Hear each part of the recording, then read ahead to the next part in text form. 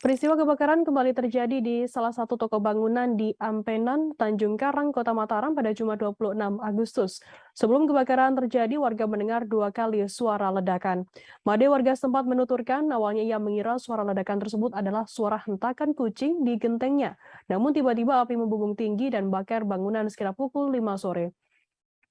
Informasi lebih lengkapnya akan disampaikan oleh rekan jurnalis kami dari Tribun Lombok, ada Setiawati Indah Sugianto yang akan melaporkannya. Silakan rekan Setiawati. Baik, terima kasih rekan Seza.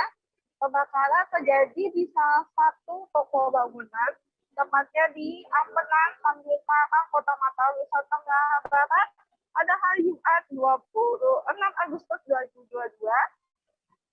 Sebelum terjadi kebakaran ini, terjadi sempat bunyi kucing melompat 2 kali.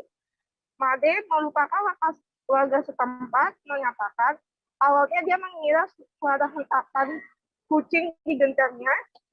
Namun kebakaran ini terjadi pada pukul 5 sore waktu Indonesia Tengah. Made menduga api berasal dari ledakan tabung gas.